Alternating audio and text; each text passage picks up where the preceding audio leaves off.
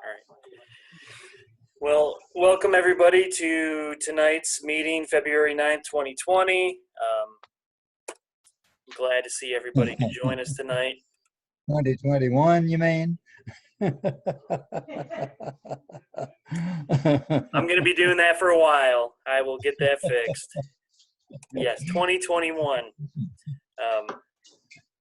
Basic spiel at the beginning, as always, what is TU? We're a science-based advocacy and volunteering organization with 150,000 members nationwide with approximately 400 chapters. Last time I checked, about a month ago, we were just shy of 1,000 members for this alluded TU chapter. So we're doing strong. You know, definitely a lot of the TU initiatives to bring in service members, bring in, you know, just give people these free one-year memberships to get involved in TU have obviously helped a lot and, you know, helped keep our membership going strong. It's a 501c3 nonprofit. And I always say this, it's, you know, it's a large organization, but it all of the footwork comes from the volunteers, the grassroots. So it's the people in our chapters that go out and do these things and fundraise and do the projects and the river cleanups. These are the people that make the organization. So every one of you that are here tonight and everybody that's a member of our chapter is a large part of what TU actually is. A large message that National TU has been pushing is conservation through collaboration. It's all about inclusion. It's all about bringing people with the same common goal together, whether it be fly fishermen, just outdoor advocates, you know, families with their children that just want to go and enjoy the rivers, things like that, teachers. All those people all have a vested interest in protecting our habitats and our natural resources. And it's been a big push to bring everybody together so we can all create a collaborative effort and pool our resources so we can get our beautiful, you know, natural resources protected in the state and all over the beautiful nation. Our communications, the main way that we communicate with people is through our monthly newsletter and our meeting reminders. So when you go to salutedtu.org, this little thing will pop up here for your name and email address. We don't spam you with stuff. It's usually 1 or 2 emails a month.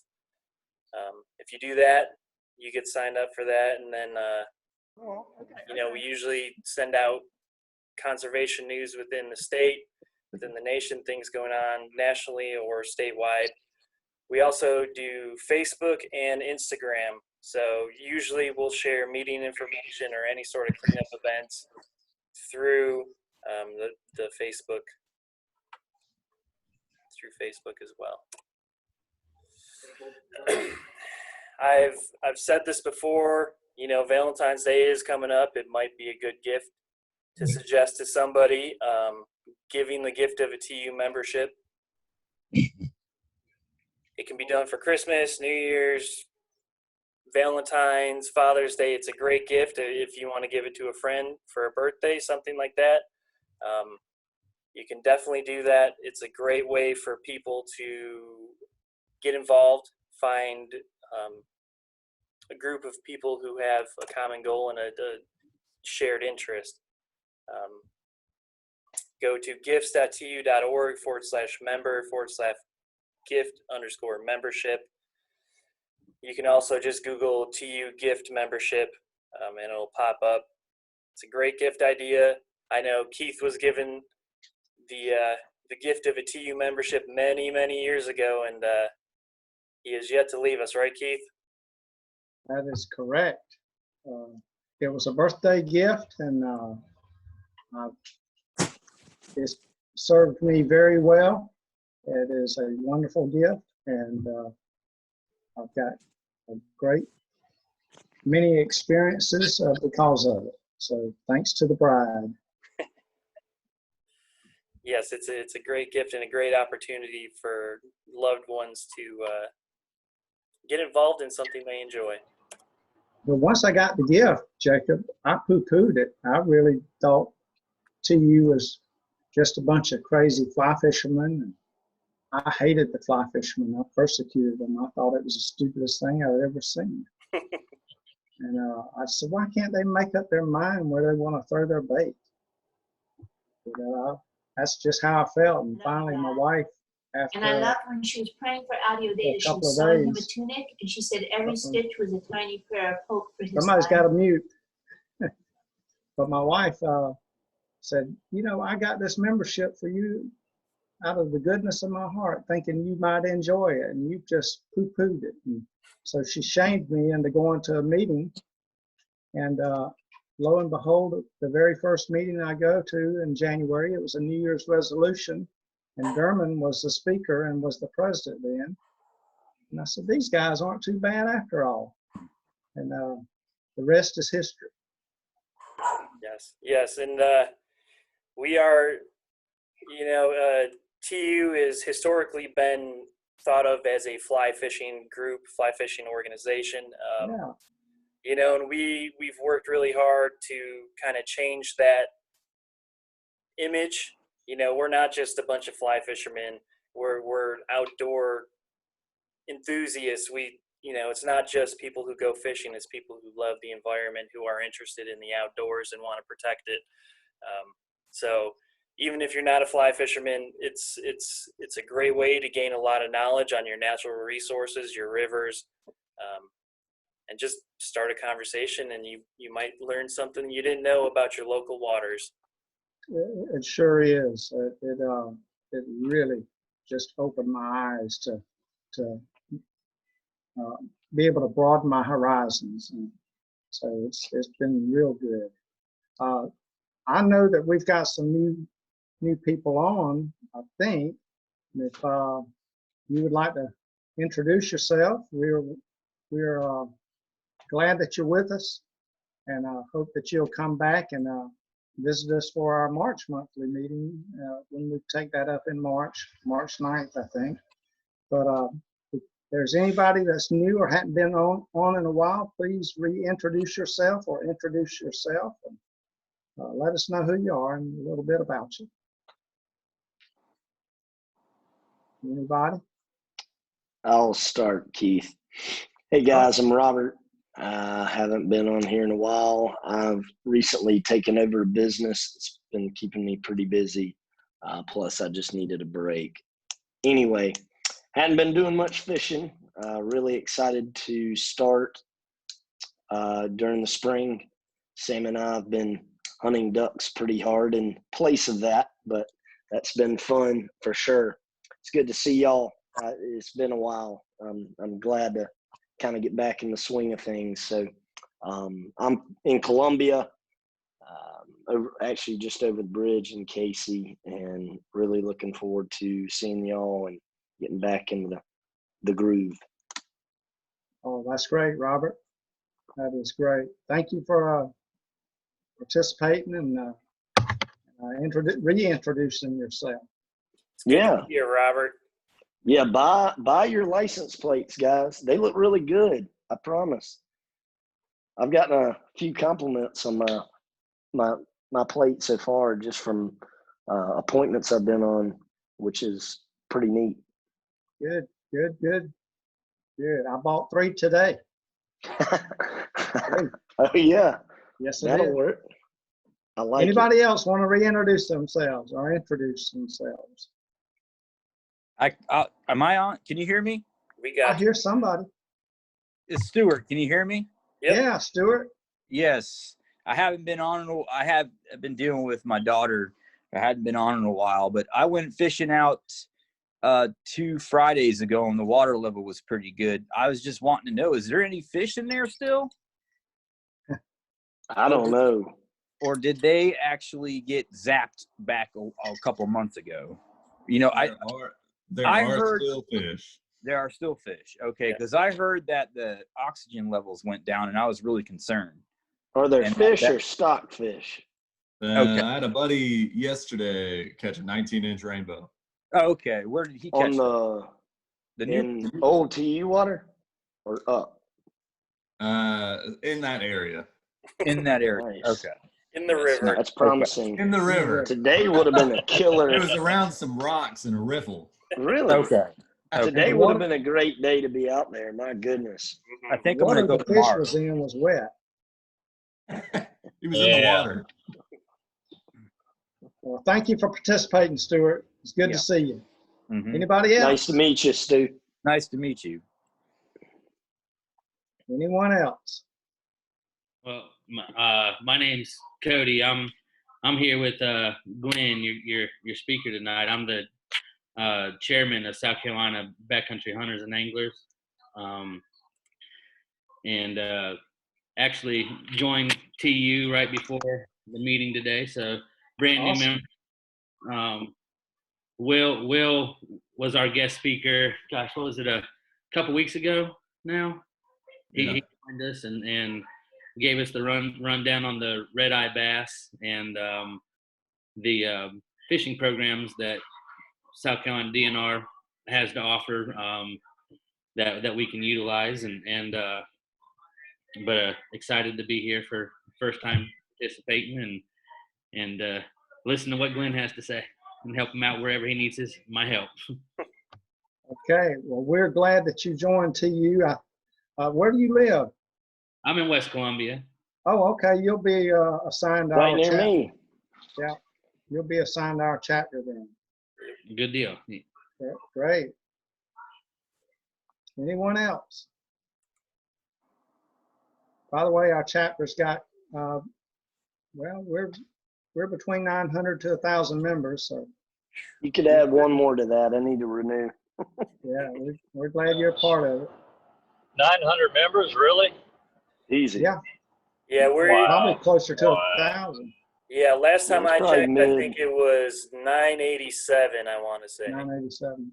You remember when we were struggling just to hit 200 or 300, I think. For Those years. days are long 900. gone. Wow. Yeah. That's crazy. That's awesome. Very proud to be part of this chapter. Anybody else? Well, I guess that does it for our introductions then. All right. Anything else from you, Keith? Just that as far as trips go, all that's suspended. There's a little thing called this virus. And, no overnight stays, nothing really that is going on, to be bluntly honest. Soon. Hopefully soon. Hopefully soon. Hopefully We'll soon. stay optimistic. Yeah. Well, thank you, Keith. I just wanted to throw this slide up here. You know, I get a lot of emails and questions as far as where the catch and release section on the Saluda River actually is. This is a map from DNR. I've also posted it up on the website, I think in the blog. But it goes from Stacy's Ledge, just a little bit above the Riverbank Zoo, all the way up to I-20. So this is a great, beautiful section of river. Definitely park down at the Riverfront Park there and hike up. And there's plenty of wadeable areas up in that area, especially below the 26 bridge there. So if you're fishing that area, just remember catch and release and keep that beautiful section. I mean, keep the whole river beautiful, but definitely protect that section. Our next cleanup event is going to be Sunday the 15th. It's going to be Valentine's Day, so take a little time out of your Sunday morning and be sweet to our river and make it your Valentine's date and come help us pick up some garbage along the riverbanks. We will have access to the riverfront parking lot there. So if you come on down, we'll have the park ranger there opening the gate for us to go in and park. We'll be set up. We'll have garbage bags, cleanup gloves, all the supplies to get down there and clean up along the river. If you don't have a SRTU volunteer shirt. We'll have a box of those, and you can come and grab one for free. If you do have one, please wear it. And be safe. Make sure to wear face masks when we're in group settings and practice social distancing as much as possible. This is one of the pretty much only in-person events we've been doing lately, so let's just make sure we're safe and keep everybody protected. So Sunday morning, 10 a.m. to 1, rain or shine, we'll be set up out there. And that's the 14th. Is that the 14th? Yeah. Yeah. Valentine's Day. Got my dates all mixed up today. It's 2021. Again, I'm doing good. So the You're doing 14th, great, man. 2021. Everybody make note of that, please. At least you're consistent. There you go. Consistent for sure. It's up on the events calendar on the website as well. So if you're confused by this, go to salutatu.org and look on the events calendar, and it's posted up there. SCTU license plates are available. I know that the low number reserve plates are somewhat limited. I think a lot of them have been bought out.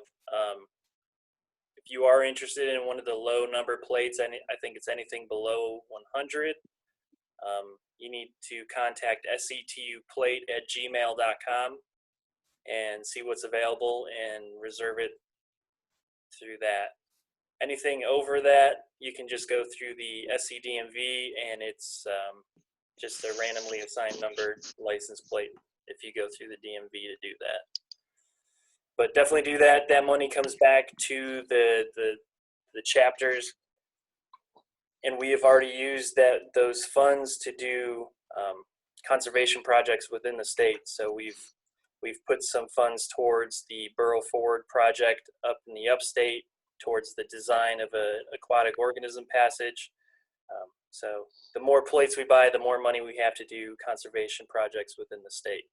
So it's going towards a good cause. And like Robert said, they look pretty cool and get you some good attention. And Jacob, I did say earlier, I bought 3 plates today. So we got a little money coming in. We'll keep an eye out for that check. Yeah. So I'm looking at it right now, $227, but the bride is excited about those car tags. I'll tell you that right now. Very nice. Those will look good. Yeah. Just a reminder, there's SRTU merchandise up on the website as well.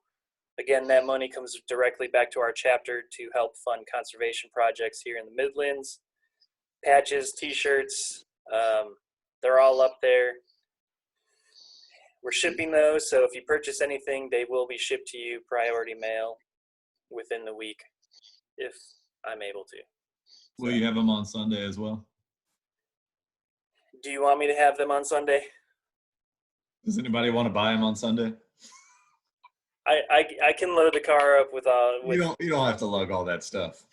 They'll just drive to your house. It's fine. Yeah, that's fine. If anybody does want any, just let me know and I will bring them down so you don't have to pay the shipping costs. Just let me know ahead of time for Sunday the 14th, 2021. Again, All it's right. a proven fact. You do catch more fish if you're wearing the proper apparel. Saluda River TU apparel. That is a scientific fact. If you do wear Saluda River apparel while you're fishing the Saluda, your numbers go up. So Yes. It's Okay. directly related to the lower flows too. yes, Yeah. the flows were looking pretty good the other day. All right, tonight our guest speaker is Glen Adcock. He is the co-chair of the South Carolina chapter of Backcountry Hunters and Anglers. He's here today to kind of explain who they are, what their mission is, and how we can work together.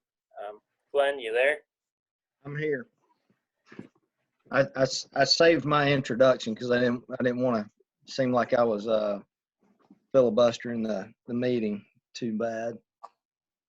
But I appreciate you guys giving us an opportunity to talk with you. I know Cody and I both have been excited about not just the collaboration in the state between Trout Unlimited and BHA, but on a national level, there's been a national push for TU and BHA to come together because there are so many common interests that are shared across the organizations. And one of the things that you mentioned in your intro, Jacob, is talking about collaboration between conservation groups. And that's something that we're really trying to focus on as a new chapter in South Carolina, is collaborating with all of the conservation organizations that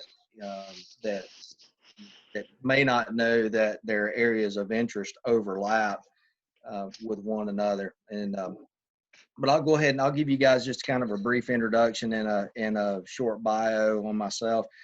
My name is Glen Adcock. I'm an Alabama native. I was born and grew up in a little town called Opelika, just right outside of Auburn in kind of east central Alabama. I started hunting and fishing at a very early age and grew up in a family of my dad's the oldest of 6 brothers, and so it was kind of a family deal for us, fishing the lakes and rivers, and we were hunting deer and quail and small game from an early age. And I spent some time in the Navy, and that was my first exposure to South Carolina. As I was in Charleston in the late 80s, early 90s, riding submarines out of the base there and between there and Kings Bay, and then found my way back to Alabama for school. And I never really thought, I didn't have any plans on ever leaving Alabama again, but God's plans aren't my plans. And once I finished up my undergrad in wildlife biology and my DVM, my career kind of took me all up and down the East Coast, and eventually settled back in the upstate of South Carolina in 2001, and we've been here ever since. Currently, my wife Casey and I, we live in Moore, which is kind of in between Spartanburg and Greenville, if you guys aren't familiar with that area. And I've got 4 kids, 3 boys and a girl, and so I got a full quiver. If you guys, anybody needs to borrow a couple of kids, I got a few that we can rent out for sure. Cody's working real hard to catch me. He's got a fresh set of twins on the ground, so he's catching up with me for sure. But I guess it's 2 years ago or so, Cody, almost to the day, just through just through interest with common friends and like I said, overlapping areas of interest, there was a group of us that realized that South Carolina didn't have a chapter of backcountry hunters and anglers, and so that kind of started this whole process. But before we get to that, I'll tell you, BHA on a national level literally started in the backcountry with a group of guys around a campfire that were on a hike-in backcountry hunt that were discussing with one another the issues of access and landlocked public lands and stream access, as well as access to public hunting and fishing grounds. And out of that campfire was birthed the organization Backcountry Hunters and Anglers, and the name's pretty self-explanatory. It's a group of people, men and women, from all walks of life, and very diverse group of folks, politically and otherwise, that share a common goal of wanting to get out of your truck, put your boots on, take a walk, and see how far back in on the public lands you can go to catch fish, kill deer, grouse, turkeys, whatever. The movement has kind of been slow to spread on the eastern side of the Mississippi. And when we think about backcountry type hunts and public lands, most people are thinking Wyoming, Montana, Idaho, big wilderness area states where greater than 50% of of the property within the state is public land. And so most people don't view it as an east of the Mississippi issue. But in South Carolina, and Cody, you correct me if I get these numbers wrong because I left my cheat sheet at work, but South Carolina has over 1 million acres of public land. And the majority of that's owned by the federal government, the U.S. Forest Service and the USDA. But the state also has, some of that public land, not to mention all of the public water from the mountains through the Midlands and the intercoastal waterway and out into the ocean. And so the opportunities from a public land standpoint, as it pertains to the state of South Carolina, are huge. And most people don't realize how much of an opportunity they have to get out and enjoy the lands that we all own, because it's just not talked about. It's just not something that's brought up in conversation. And I'll be honest with you, when we hunted public land a lot in Alabama, and it never came with a negative stigma. But when I moved to South Carolina, I was, looking at public land and places that I could go to hunt and fish.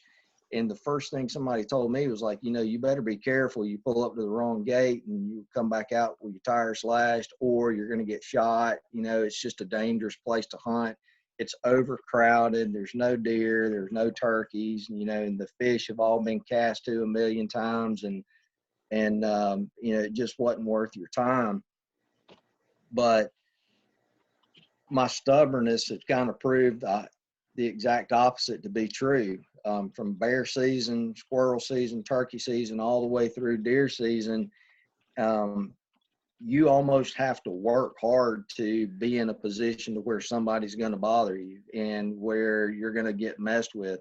And I think that comes mostly from a mentality of, I've always enjoyed a good long walk in the woods, and so I don't have a problem putting some dirt under my boots to get back into places where that are more secluded.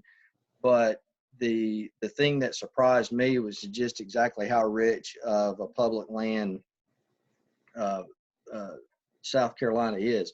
I mean, we're flush with it, and U.S. Forest Service is adding new sections of public land to those totals every day. I know of at least 3 pieces within the last 3 or 4 months that have been added, up to almost 1,000 acres or more. And Will, you may know more about that than I do, but I've got some friends that work inside the U.S. Forest Service, and, they're surveying and looking at purchasing new tracts almost on a weekly basis. And so there's just a ton of opportunity out there, and there's more growing every day. The big thing that we see, and I'm really impressed with the numbers, Jacob, that you were talking about with y'all's membership, having 1,000 members in one chapter inside a state that's got 3 Trout Unlimited chapters. That's huge. Awesome. BHA, we've got 1 chapter for the entire state. And brother, I mean, we struggle to get 200 people to sign up. And I think that there's kind of maybe a disconnect, because one of the things that we're battling on the backcountry hunter side of it, not necessarily the angling side of it, is a decrease in hunter numbers. And so that recruit and retain, that R3 initiative is really geared towards getting people who have stopped hunting back into hunting, recruiting new hunters, and retaining the ones that we have. And we're losing hunting license every year. And I haven't looked at solid numbers. Will could probably give us a little bit better idea of that, but I don't know that that's necessarily the case on the fishing side, because most people see fishing as a lower barrier of entry activity. You go to Walmart, you buy your rod for $25. It's got line preloaded on it, and then you can buy a panfish kit that's got all the hooks and the jigs and everything that you need. Hit a public lake and you're fishing within 35 minutes. It's much different on the hunting side. There's weapons involved in it. There's a comfort level that you have to achieve with those weapons in order to be safe. There's reading the sign, there's scouting involved in it, stands and things of that nature. And so our goal is to try and remove as many of those barriers to entry for people getting into the outdoors as we can. And one of those is land access. You got to have a place to hunt. You got to have a place to fish. If you don't have those 2 things, then hunting and fishing goes away.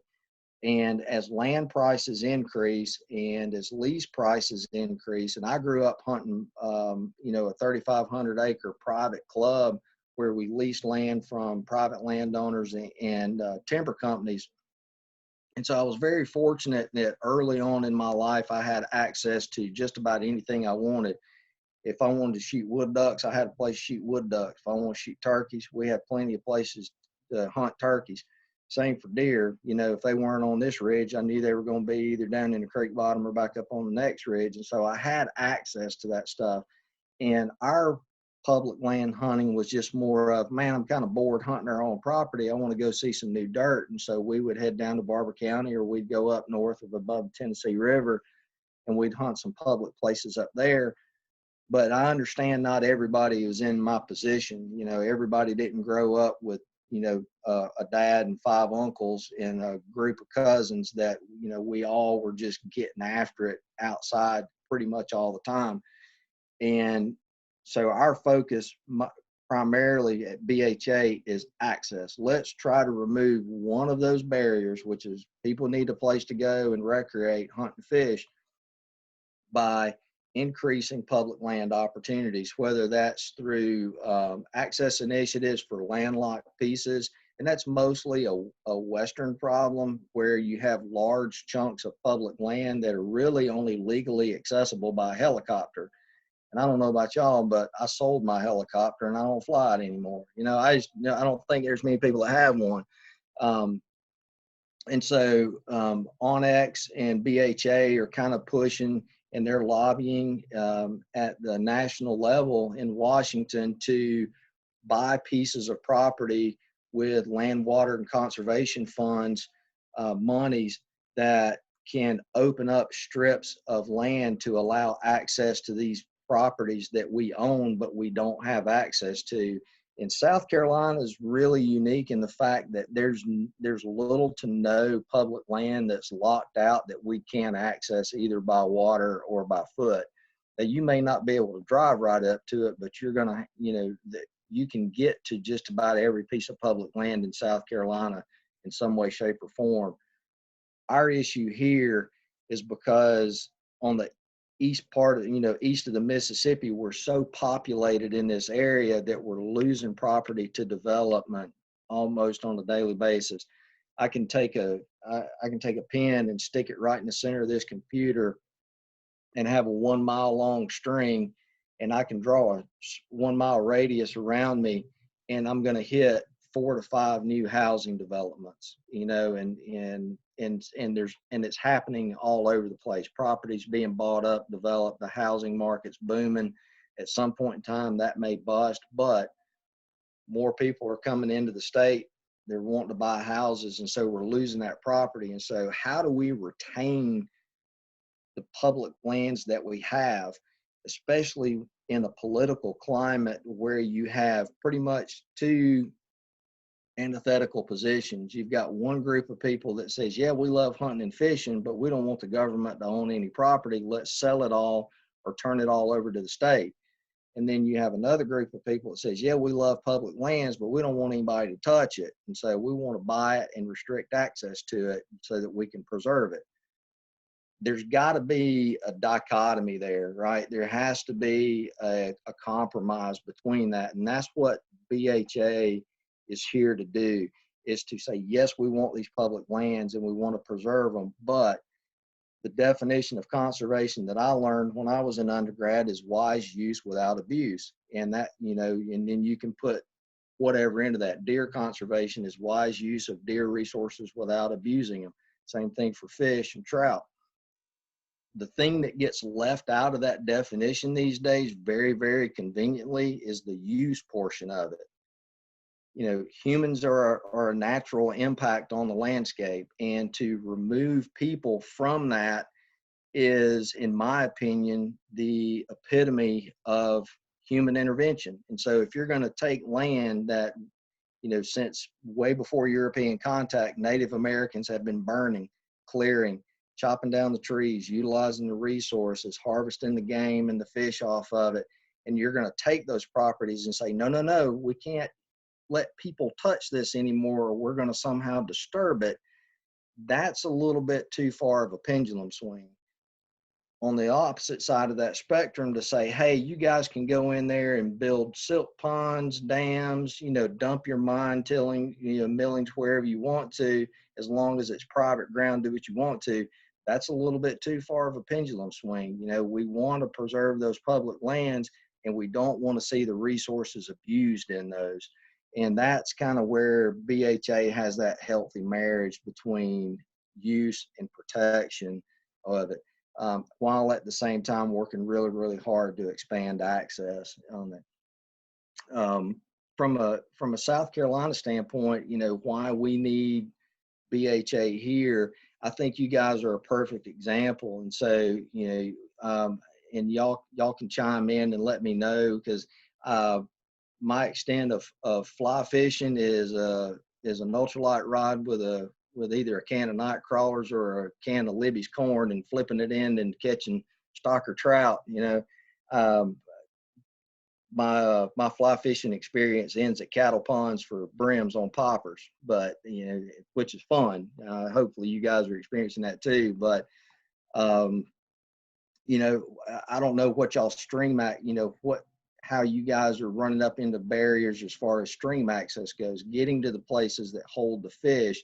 Are there places that we need to work on getting that access so that you can get to the fish that are there?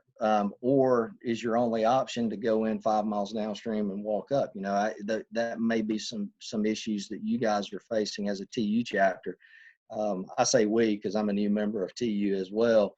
And so now I can say collective we when I'm talking about that. But, so it's not just from the hunting aspect. We're very interested in the water access as well. And I think that once we become more established, and just to kind of give you guys some background, we got established officially as a chapter right as the world shut down. And we had a couple of good in-person meetings building up to it, letting people know that the chapter was coming. We're working hard. These are the things that we have planned. Generated a lot of excitement. And then all of a sudden the world lost its mind. Nobody could even shake hands or touch or meet in person. And it just kind of fell flat. And so we've been treading water as a chapter for over a year now. We recently just got word from National that they're allowing us to have meetings, much like you guys are planning with the river cleanup, as long as it doesn't violate state mandates. And so we have to be kind of careful that we don't go outside of what our national organization wants us to do. And it shed a bad light on the organization, because that's all we need is some pictures showing up. It's like, oh, look at all these BHA guys getting everybody sick. And then there's all the negative press that's associated with that. But we are chomping at the bit to get out, start doing some cleanups, have some meetings, socialize with our members and potential members so that we can spread more of this message and overlap these groups with NWTF, Trout Unlimited, QDMA. Well, they're not QDMA anymore. It's National Deer Association now, but overlap with these conservation organizations within the state so that we have fish to catch, we have places to catch them, we have deer to hunt, and we have a place that we can go hunt them. And you guys don't, at least not as far as I'm aware, have any days or date restrictions. And one of the things that we're getting ready to start working towards is opening up our public lands to Sunday hunting. And South Carolina did a great thing many years ago when it switched and said, okay, everybody, you can hunt on Sunday on private land, but just not public land. Well, the DNR controls the seasons and the dates on public land. And so we're going to be coming and knocking on y'all's door pretty soon and lobbying you guys pretty hard, and the U.S. Forest Service, USDA, for some support on that. And that's gonna, if you take a guy that works a Monday through Friday job, like me, and the only day you really have to hunt is on a Saturday and a Sunday, and now if without, if he doesn't have a lease that he can't afford to lease land to hunt and he's a public land hunter, you've essentially taken away 50% of his opportunity to get out on those lands. Yes, you can still go out and hike, but we're consumptive users of public land. We go out there to enjoy nature, and I'm as poetic about it as anybody. But at the end of the day, I go into the woods with a rod in my hand or a gun or a bow, and my goal is to take something off of that property and bring it home. And by removing one of those days and cutting that opportunity by 50%, it's no wonder that our numbers of hunters are dropping drastically through the state.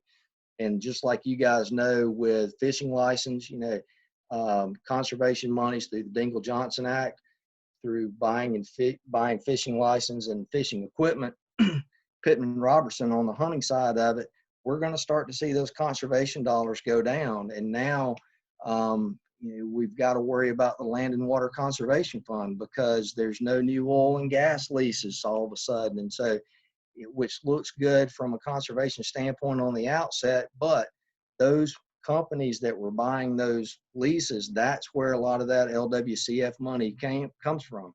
Boat ramps, bridges, handicap piers for people to be able to fish, parks, ponds, city parks, and state lakes. There's, I think the last statistic I saw, that every county in the United States has a project that was funded by the Land and Water Conservation Fund. And so now that money's in jeopardy. And we're the ones that are supplying that. You don't have non-hunters and non-anglers that are chomping at the bit to give away their hard-earned money to something that they have absolutely zero interest in. And so our goal and our job as hunters and fishers, and even non-consumptive users of public land, should be, everybody needs to buy a hunting and fishing license, whether you use it or not, because that's money in the pocket of the DNR. Right? Will, you tell every fishing license and hunting license that goes, the feds count that. And I think the way that money's distributed is by total acres in the state, and you get a certain percentage of money, and then through license sales you also get a certain amount of money back from those license sales. And so as those sales go down, conservation dollars go down. Makes Will's job harder, makes our life more difficult, because we're going out to these places like, well, how come they haven't stocked any trout? How come they haven't planted any food plots? We don't understand why these things aren't being done. And not to say that there can't be mismanagement in the organizations, but for a large part of it, I mean, you're working off of a platinum plan with a 10 budget, and those are two very opposing extremes of wealth there. And so it's important that we keep trying to remove those barriers of entry, that we allow people more access to the public lands that we have, and that we continue to add to those so that we can increase our opportunities, not just for us. I'm pretty selfish, I love to kill deer and I love to catch fish. And I know the day's coming. My oldest boy, he likes to fish, but he doesn't care anything about hunting. But my young ones are coming up, and that's all they talk about. And so I know there's going to come a day where it's, my time to be behind the gun's over with, and I'm driving them. I want them to have those opportunities, and I want them to have those experiences as well. And so not just for my enjoyment, but so that they can have something in the future. And I'll butcher the quote, but it's like the unselfish man is the one who plants a tree that he's never going to enjoy the shade of. And that's what we're trying to do, is to keep planting those seeds so that there's more opportunities for the future generations. And I think as the restrictions get lifted and we're able to do more face-to-face things and in-person meetings, we're going to generate more interest. BHA, for some reason or another, people tend to think like it's all Western guys, and most of them are Democrats and they don't care anything. They're just trying to kill hunting from the inside out. And BHA kind of comes with this political stigma in some people's minds. And I can tell you, there's nothing further from the truth. Everybody who's a member of this organization is a stone cold killer. Like, these guys love to put animals in the dirt, but they like to do it in a very ethical way. But consumption is the name of the game on our side of stuff. So, Cody, anything that I've left out or anything you want to add? Sorry, I was finishing a little bit of dinner. Well, just like Glenn was saying, we as soon as we got approved, our official chapter status, basically it was, well, you guys have done the work and done what we've asked you to do to become an official chapter, but now you truthfully can't do anything with the COVID restrictions. We kind of became a chapter, and then we've just been stuck basically in park, because we weren't allowed to. A big part of what we do is face-to-face interaction with members. I think everybody's probably starting to feel a little tired of the Zoom meetings and the Zoom conferences where that social interaction where you get to be next to one another talking and exchanging plans and ideas. It's just a lot better in person, and I think we're all ready to get back to that when it's safe to. But as far as the collaborating portion of it, any cleanups and things that you guys have planned for the future, if you wanted to collaborate or just keep us in the loop with what you got going on, we have a lot of people that are itching to finally do something, and I think to reiterate what Glenn said, a lot of the issues that we've ran into is a lot of people have no idea what Backcountry Hunters and Anglers as an organization is, because they've just not heard of it, here on the East Coast. So anything we can do to kind of get our name and message out there, we want to do, and we really want to be a part of taking care of these waterways and public lands that we have, just for future generations and like Glenn said, for selfish reasons. But that's about really all I had to add, Glenn. Good deal. You guys have any questions about anything so far? Yeah, I have a couple questions for you, Glenn. Absolutely. So are you guys doing these online Zoom meetings as well?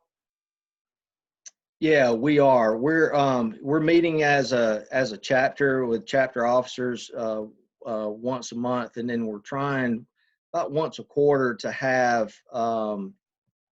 kind of what we call online pint nights, because that's one of the ways that BHA kind of built its membership and get together socially, is that we would reserve places at restaurants, bars, and breweries, and just get together for 3-4 hours, eat, have a couple of beers, and talk about what we need to do as a chapter moving forward. And we'd always have a guest speaker. And Jay Cantrell, I don't know if you guys are familiar with Jay, but Jay's one of the big game coordinators. He's just underneath Charles Ruth. He's kind of like the man in waiting if and when. I think Charles Ruth like an Energizer bunny. I don't think he's ever going to retire anyway, but he keeps telling me he is, but I ain't seen any movement towards it. But Jay's been real good about helping us out, and he's come and spoke at a couple of meetings. Will did a Zoom meeting with us and gave his presentation on red eyes and aquatic education programs. And so we try to do that once a quarter and we try to pick kind of an obscure night that's not a date night for families and messing up people's weekends. We try to have it at a time where it's not too early, that people haven't gotten home from work, but not so late that, people like me, my eyes start closing about 9:30, I'm ready to go. So we don't keep people up too late, but we've got more in the works. Our last one was just a couple of weeks ago, and then we'll have another chapter leader meeting coming up, and then we'll plan our next virtual Zoom pint night at that time. Okay. What's the best way for people to kind of stay in the loop with what's going on with BHA in South Carolina?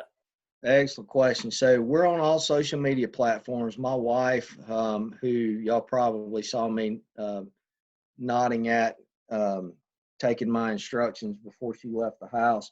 She's one of the BHA officers, and her and several other of our members head up our social media platform. And so South Carolina BHA is on Instagram, we're on Facebook, and you can catch up with us. All of our stuff is listed on the national website at backcountryhunters.org.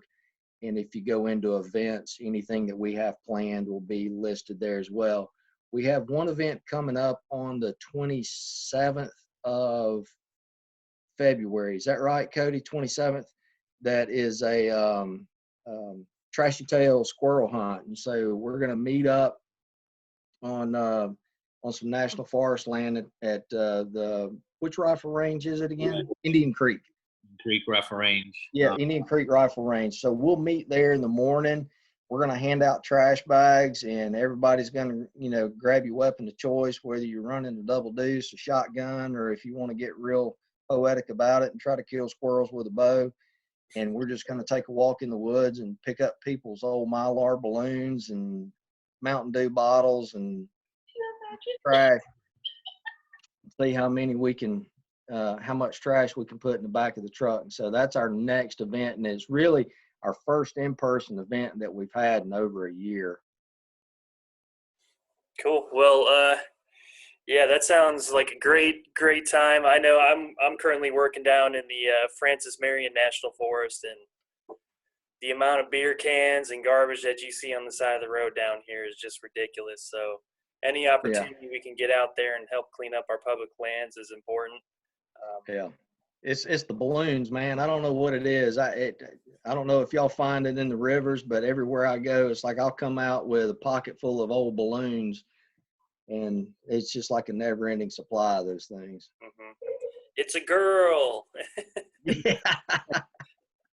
Yes, and I do understand the struggle of this COVID year. Well, this past year, I think our mentality as a board with this past year was it's a planning year, it's a preparation year. So, although we're not able to, we're people who want to get our boots on the ground, get our hands dirty, and do the work. But unfortunately, we've kind of been stifled in that. So, we're trying to do as much planning and preparation as we can. So when everything does open back up, hopefully at some point, we're ready to hit the ground running and moving. So don't get discouraged. It's tough, but get ready. And when we're ready, when they open stuff back up, be ready to do some work. Yeah, that's kind of where we are. We're just trying to make sure that we've got all of our ducks in a row and everything in one sock, so that when the time comes, we can actually get some things accomplished. And I hate to sound like that, make this sound bad, but it was it's kind of a blessing in disguise. I had so many life changes occur over the last year that, having some time to actually take care of those things was really nice. But, I know as a chapter, we've got a lot of goals ahead of us, and we want to make sure that we can get those accomplished, so that people will see that, it is an organization that's here to fight for everybody, and that we aren't just collecting dues and drinking beer once a quarter in some brewery somewhere, that there is actual work to be done, and that we're actually doing that work. And that's what we're anxious to do at this point. And you guys can always, and I'll put my email in the chat box. And so if you guys have any questions, y'all can always email me directly. And Cody's put up links to the Facebook page.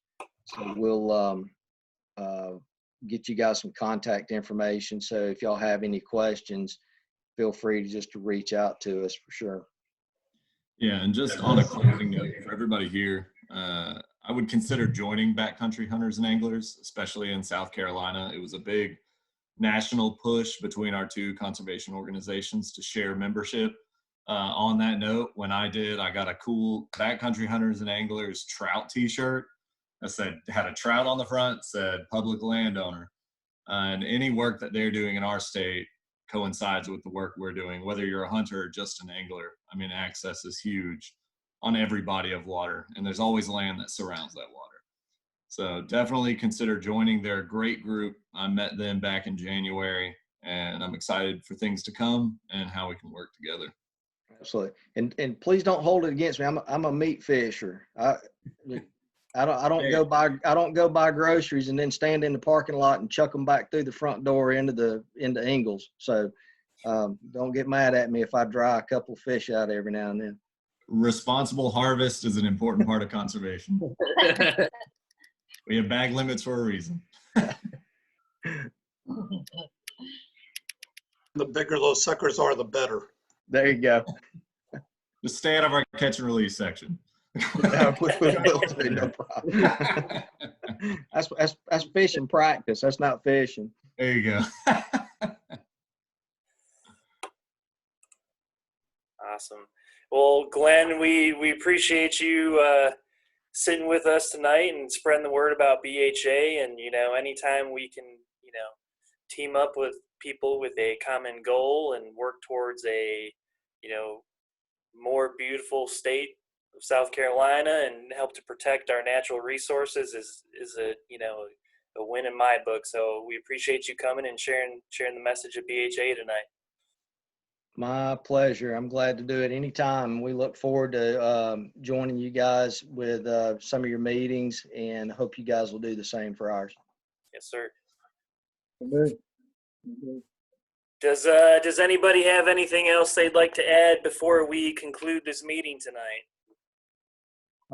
I wanted to add for the next monthly meeting, we're going to have Carl and Karen from Chattooga River Fly Shop.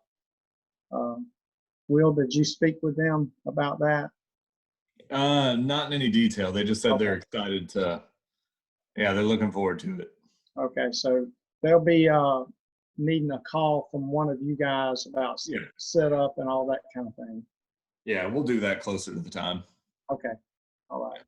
But I'm excited about that meeting as well. Good. Well, appreciate everybody. I'd like to put in a word. My frequent shameless commercial. I see some names and some faces that I have not made contact with yet. I'm Derman Socks, and I am a Fly Fishers International certified casting instructor. So if any of you are interested in improving your skills or even beginners at fly casting, I'll be glad to work with you. You can reach me email at dermsox, DERMSOX @AOL.com. And I can teach just about anything you need to know about fly casting. Thanks, Derman. Derman has volunteered his time over the past few years to give free fly casting lessons at the beginning of our TU meetings when we were able to do that in person. But definitely, if you need a brush up or any sort of pointers on what you're doing wrong or what you're doing right with your fly casting, definitely get a hold of Derman. He is the guy to help. And I am accepting pupils now. I've had both of my vaccine shots, so I'm pretty safe. But I will insist on masks for now. Awesome, thank you, Derman. Does anybody else have any news or anything that they'd like to share? Jacob, this is Greg Lobiak. Will, I believe a couple of meetings ago you were talking about, among other things, the family fishing clinics. Speaking of instruction, are those going to go on as scheduled, or are they postponed due to COVID? Nothing has been postponed, but we have not scheduled any family fishing clinics this year yet. We're waiting to see how the pandemic comes about. We should be having an instructor training course here soon. We're trying to decide if we want to do it in person or keep it virtual. Okay. So if you've contacted me, I've put your email on a list, and as soon as I have information, I'll let you guys know. I have not, but be interested in hearing more as you know it. Thank you. Will do. Awesome. And if anybody else has any other questions, feel free to head over to the website, salutatu.org. Under the SalutaTU tab, there's the chapter contacts, and all of the board members are listed there with their contact information. So if you have any questions regarding fishing, access, courses, anything like that, any sort of information you're trying to find, you could definitely reach out to any of us, and we'll do our best to either get that information to you or connect you with somebody that has that information. So, well, thank you everybody for joining us tonight. I think this was a great meeting, and it's really good to see everybody, and we hopefully will see a lot of you this upcoming Sunday for our river cleanup at the Riverfront Park. All right, everybody. Thanks for having us. Have a All good right, night. have a good night, y'all.